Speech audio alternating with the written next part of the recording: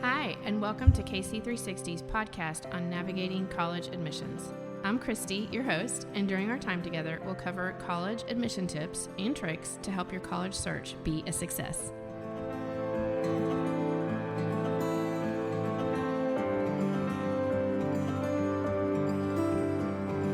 I'm super excited to introduce you to Lori Adams Brown. She is a global talent guru. She's the word strategist, but I also know that she's a guru and just a global nomad, has a lot of experience worldwide. And we are going to talk about AI related to students, education, and the workplace. So Lori, welcome.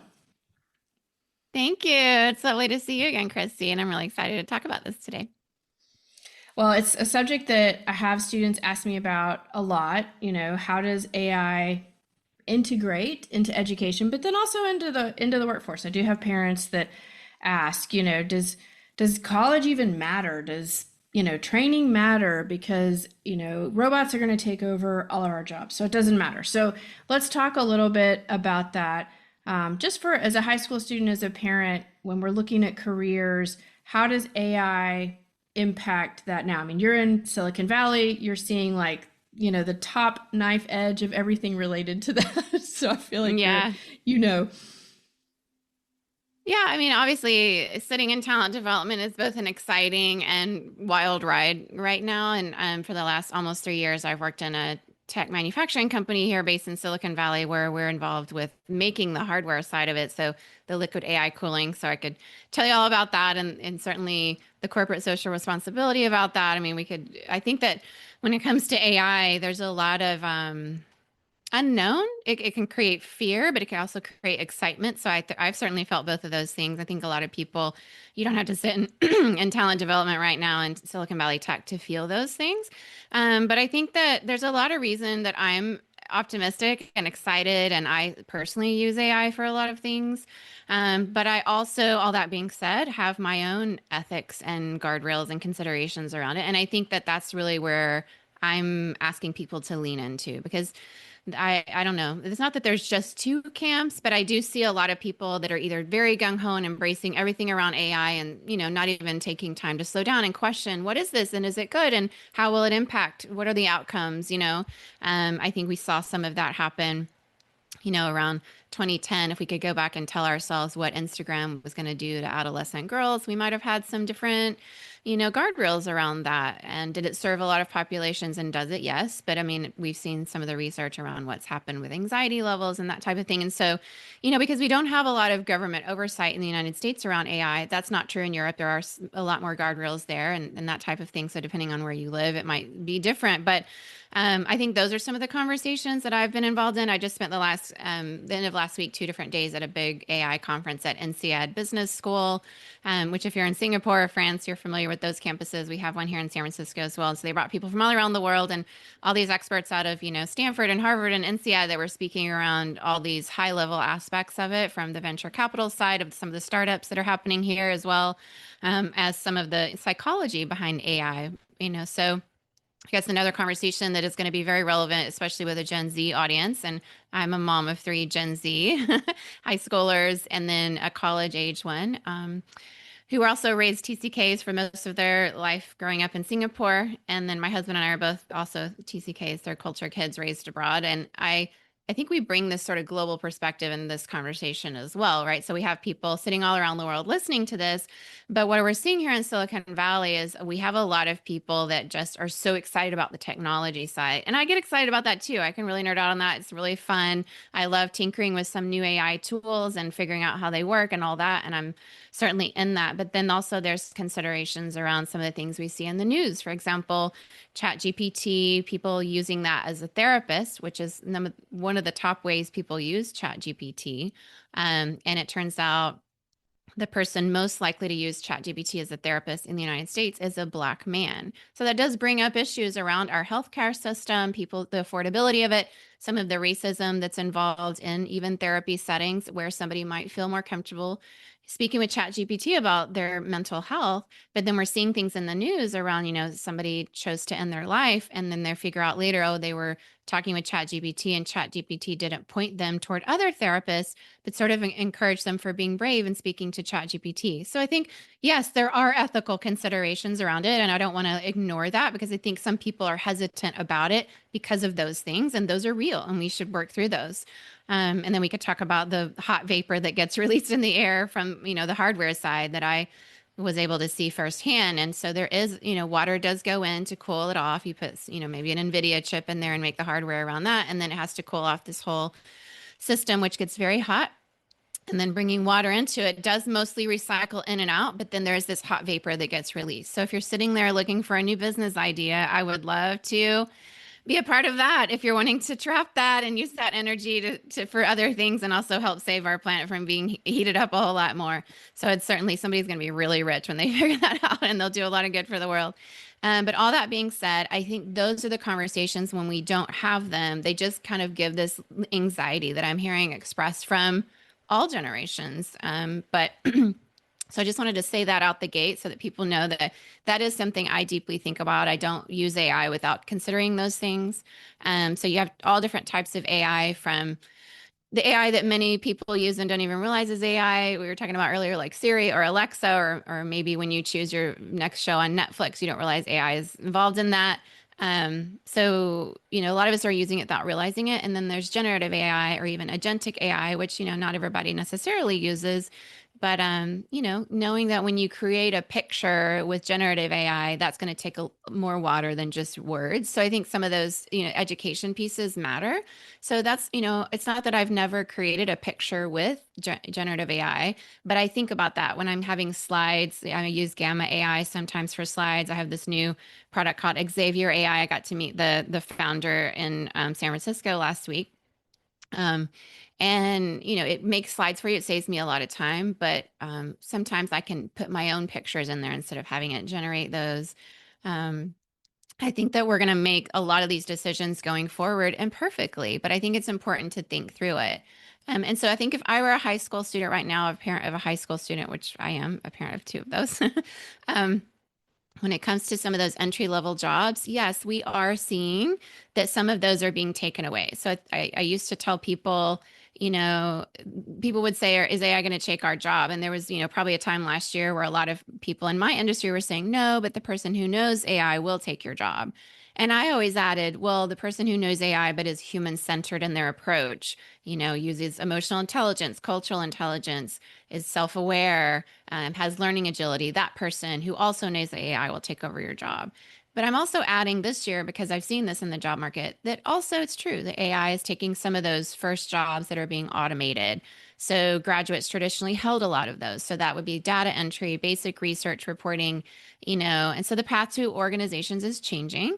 But I also think graduates, can bring these uniquely human capabilities like adaptability, critical thinking, creativity, cross-cultural collaboration, all of that CQ of cultural intelligence. I think TCKs really have a global edge. But this doesn't eliminate opportunity altogether. That's not what AI is doing. It's actually raising the bar for how graduates enter the workforce. And so some of the statistics I think that are pretty exciting from the World Economic Forum show that yes, AI is eliminating certain jobs, especially entry level. And then it's also transforming jobs and it's creating jobs. But overall, it's creating more jobs than it's eliminating, even though it may not feel like that in this current job market. I've heard you give that stat before, and to me, the first time you said it about how many jobs it was taking versus, and then you said how many it was creating, I found myself holding my breath, but it is creating more. And I think our perception about entry level jobs still is sort of like 30 or 40 years ago. Like when I think about engineering or farming or manufacturing, there's some efficiencies that happen with AI. And the truth is, agriculture requires education and science now, and engineering the same. And even, manufacturing, like 40 years ago, it was a person putting in a bolt in the same place, in one line. And now it's, semi-skilled labor that's required for manufacturing. And so I think there is an element that, yes, some of those entry level things that a lot of people probably didn't want to do anyway you know, are Yes. now being replaced with somebody that does want to do it and does it more efficiently. But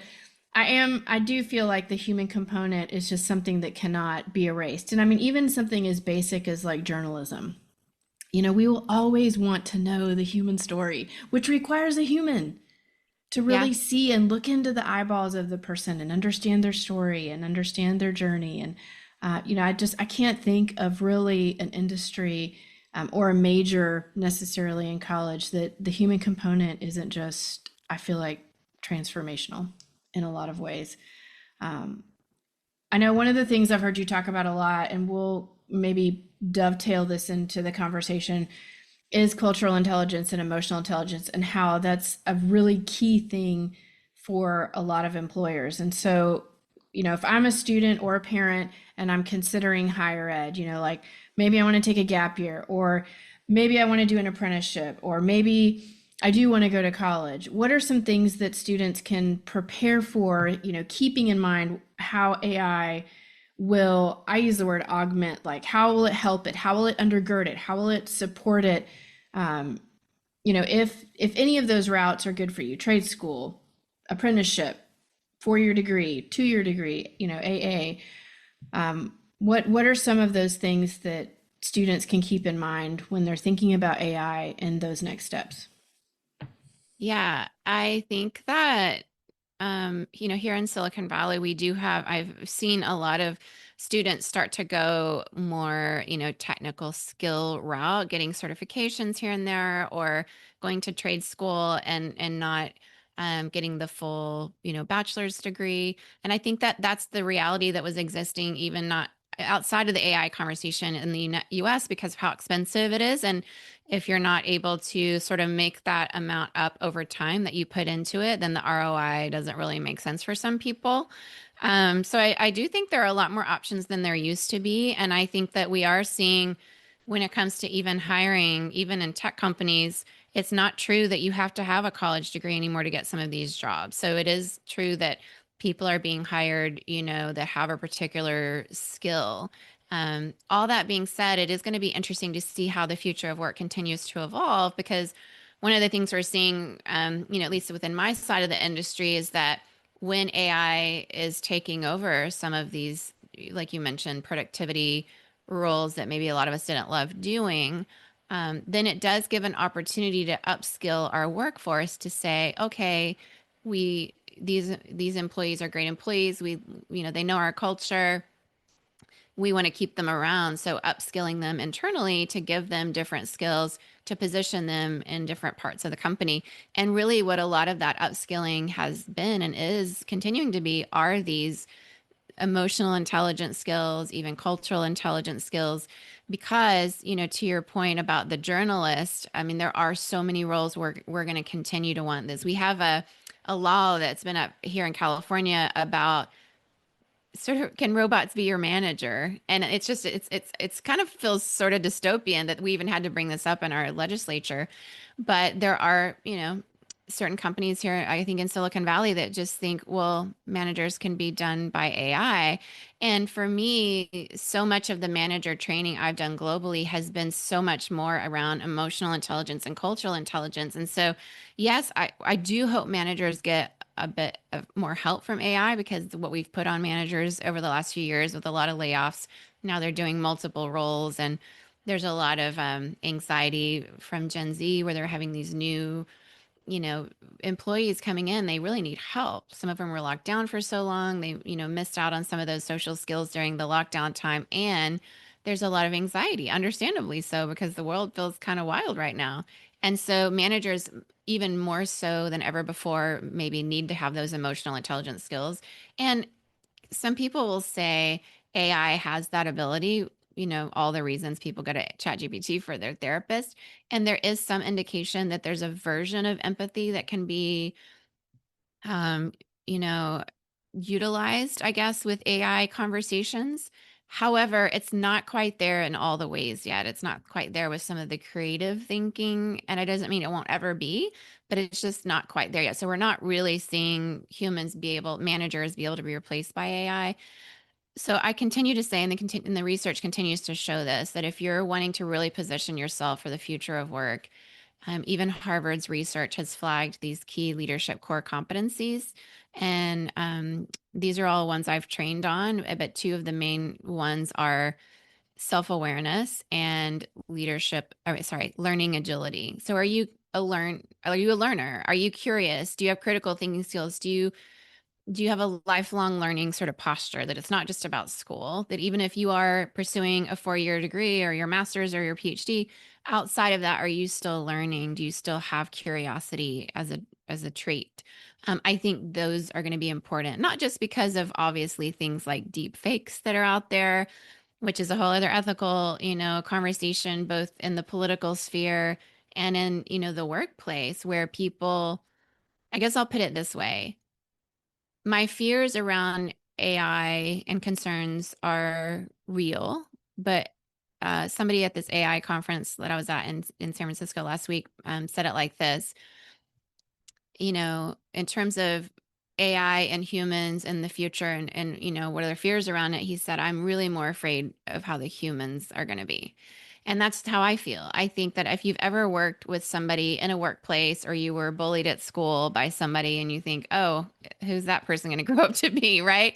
Um, there are certain personality types within our world that are in this kind of dark triad personality type, and that would be either a narcissistic personality disorder, sociopath, psychopath. It's a small percentage of the population. I think when it's narcissistic personality disorder, it might be like 10%, and like sociopathic or psychopathic are much, much smaller. But statistically speaking, if you know a lot of people, you've probably worked with someone with these tendencies. And although I have a lot of compassion around it, I do understand that there's this, struggle with empathy. And so putting a AI into the hands at a high level, billions of dollars into the hands of someone who might, be high up in Silicon Valley and in politics and that sort of thing, and using AI in a way where there's not a consideration for how it affects people and with a lack of empathy, that is what, sometimes keeps me up at night thinking about that.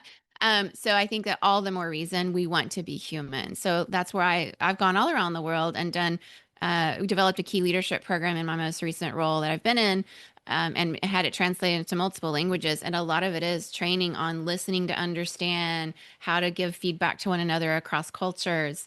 How to have difficult conversations. We're different. We can say, whatever you believe about DEI and those words that might be triggering to some people, and it's been eliminated here in the US, but globally, we have a lot of countries where you're required to have certain metrics within DEI. And the reason has been the acknowledgement that we are different. And so if we start to pretend somehow that everybody is the same, we're going to miss the beauty of humanity. So I've mostly trained leaders globally and leadership summits on, let's lean into being human, like continue to be human and embrace your humanity more and more, because the robots are going to outshine us. If we try to be better at AI than AI is, it's already surpassing us. I mean, there's some statistics around, doctors and their ability to diagnose. And because AI can just in a split second gather all this information, there's some ways that it's outshining that.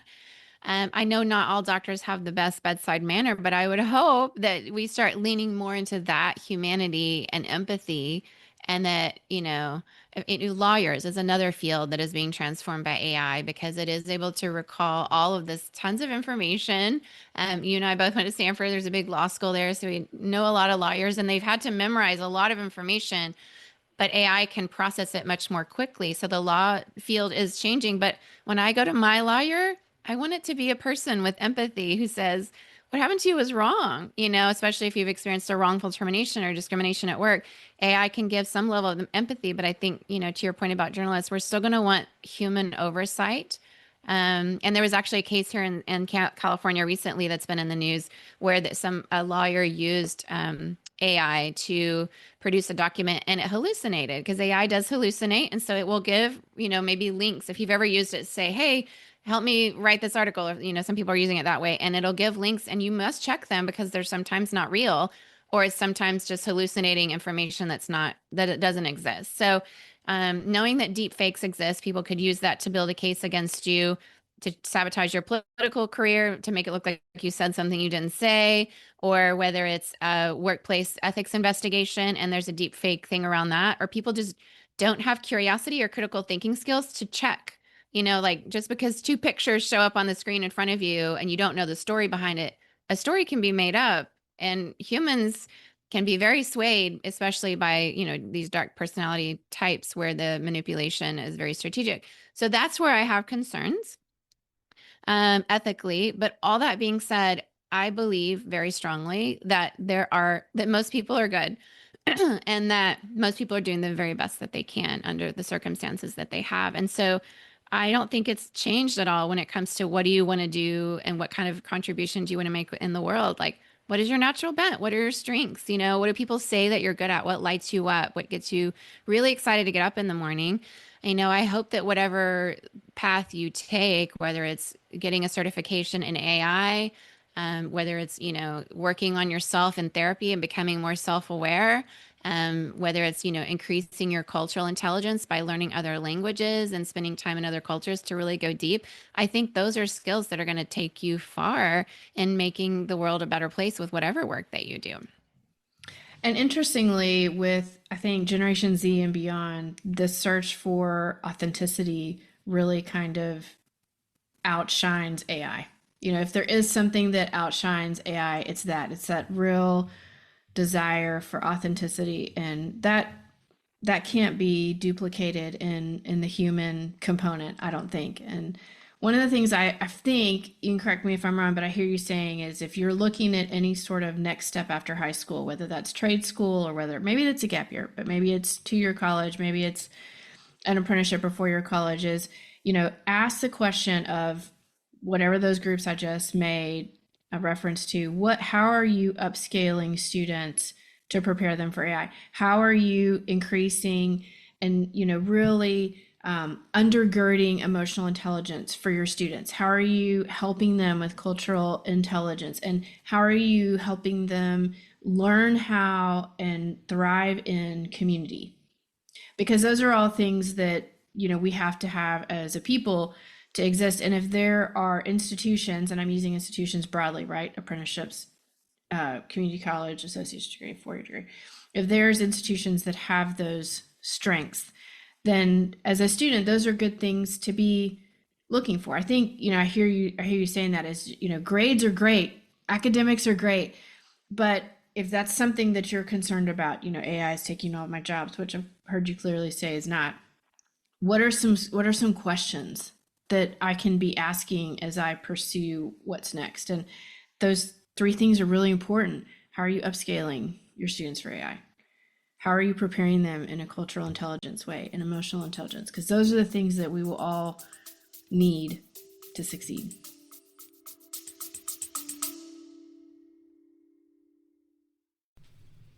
Families ask me frequently what life skills students need to succeed in college. Financial responsibility is one I wish more students had the opportunity to actually practice.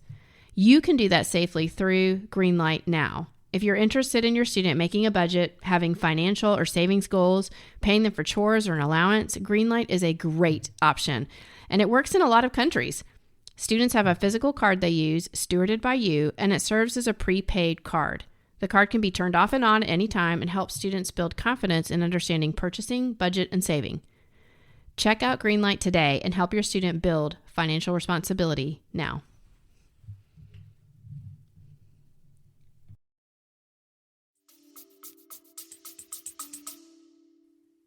Yeah, I totally agree. And I think that as we're seeing Gen Z enter the workforce, we're in a situation now where here in the United States, I hear it much more so. We have all these generations more than we've had in the workplace for a long time. So we still have some boomers, there's Gen X, there's millennials, there's Gen Z, and then Gen Alpha is coming soon. And some people I think are really hard on Gen Z, especially considering like, we've been raising them. So, um, and then also they lived through the pandemic. That's no small thing. And wherever you were in the world as a young person, especially in that time of life where you needed friendships outside of your parents and you were largely locked down, it was significant. I was, working with the 3 of mine during that time. And We had just moved from Singapore to Silicon Valley, so it was terrible timing to be finding yourself in a new culture while also trying to figure it out online. But at the same time, I think that coming into the workforce, the workforce isn't what it was when the boomers started or the Gen Xers started or even the millennials started. It has changed. And so it is true that we need to help and mentor some of these young Gen Z when they come in to help them have some of these skills. But I really hope that we start seeing it more in the collegiate level, whether it's community college or in universities and even some of the high schools where the curriculum has to change to adapt to what the workforce is right now. And that does mean helping them learn the AI skills, but it also means giving them the opportunity to build community, to work on relationship building, which in business is, you know, different across the world in terms of how important that is. But I would say in any business, in any culture, even individualistic America, United States, it's still important to have relationship building skills. And people remember how you make them feel. People often get jobs because of people they know. And so much of it, that's why there's so much bias in the hiring process, because people tend to hire people that feel like them and look like them. Um, or speak like them. And so there is so much around that that's still true. And so what I do hope is that people just continually learn to be who you are. And that, there is this world of a persona that people could put out there and use AI to do that. Um, but all what I really hope we lean more into, and I do believe is going to give you an edge in the future of work, once again, is this ability to be human and to be who you are. And I love that Gen Z is focusing on authenticity. I think it's refreshing.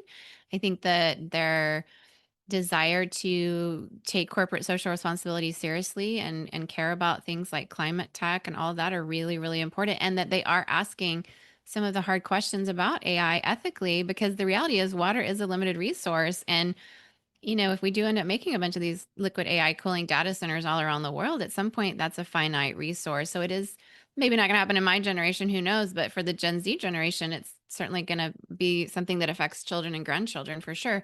And so it shouldn't be that we leave those conversations up to Gen Z. What I hope is that we partner better with across the generations and have the human centered skills to have the hard conversations, which is something that I train on. I do believe that AI, though, it's a career accelerator. So it's not just a threat. And AI can level the playing field for graduates, enabling them to, produce higher quality work faster. I think many of us that are using it to, like in my case, creating slides, using it for my podcast show notes and, scheduling and some email related things, but certainly I would never use it to write a book. Some people do. So, everybody has their own values and what your ethics are. But I think it matters how you use it. And everybody has to really get clear on your own personal values. And I would say if you're a young person right now, I would consider doing a values exercise. So I have some little cards I keep on my desk. I did a value exercise years ago with an executive coach, and I just keep them here because there's days I have to make big decisions and I want to make sure my values are my filter.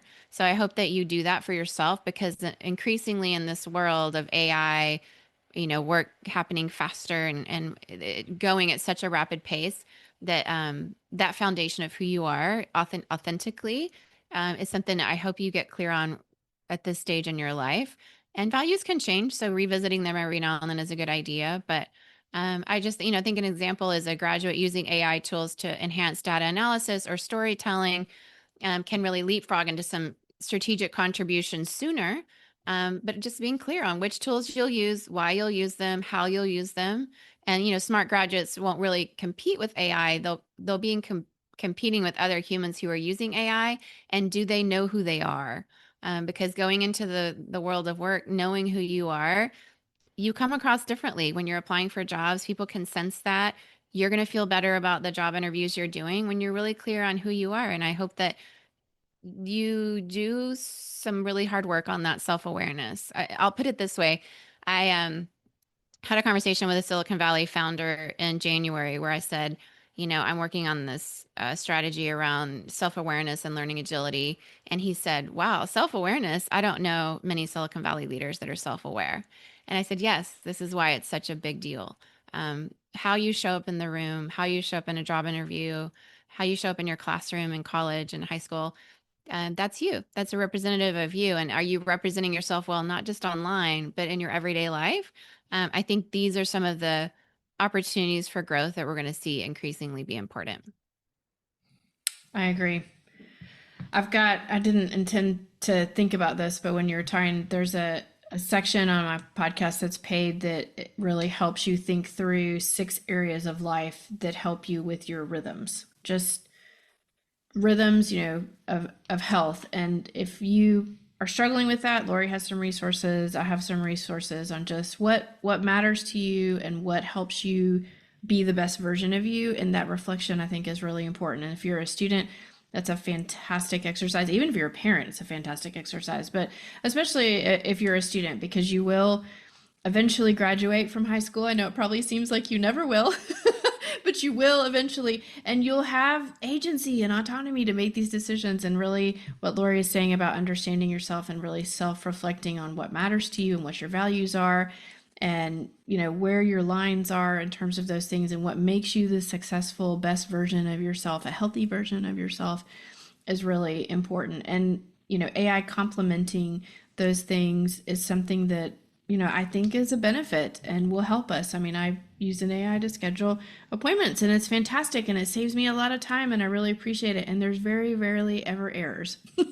So, because Yeah. it accounts for time zones. So I think there's a lot of benefits, and I'm excited about the way it is creating careers, some totally different than we would have ever imagined in this day and age, and then also strengthening ones that are existing. So I'll make sure we put links to your podcast and any other resources that you feel like would be valuable.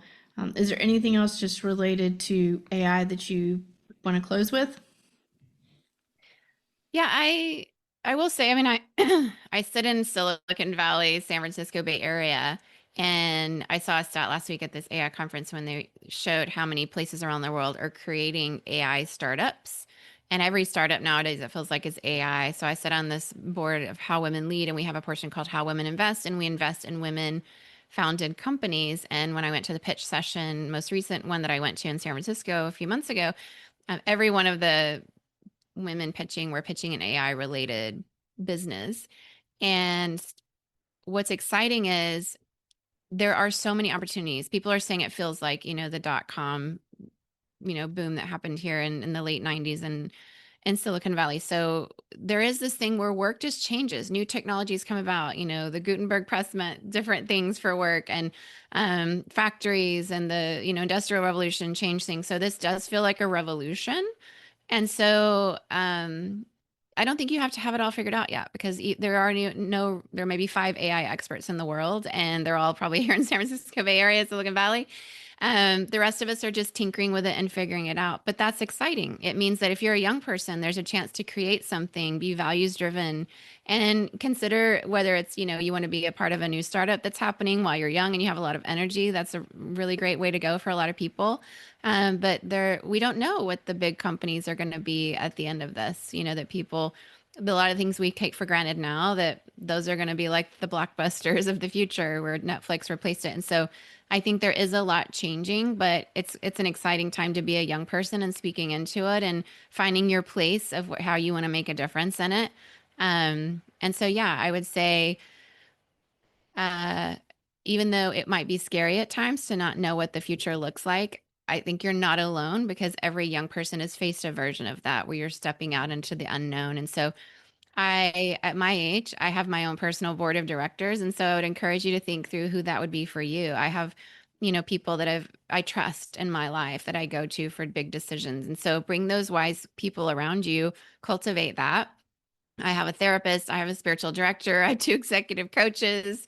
I have a lawyer. I have a person that knows my finances, like my taxes. I have all these different people that I trust throughout my life. When I have a big decision, I go to them. So make sure you're putting people in your life that you trust, that you can talk through these big decisions with, that are from different generations, that have, wisdom that you may not have from just a shorter amount of life experience, but also realize you have a lot to offer, and that reverse mentoring can also be a really powerful thing. So reach out if I can be helpful in any way. And I really wish all of you all the best. The future is bright. Thank you. I'm excited and encouraged, and I hope you guys are too. Thanks so much, Lori. Thank you.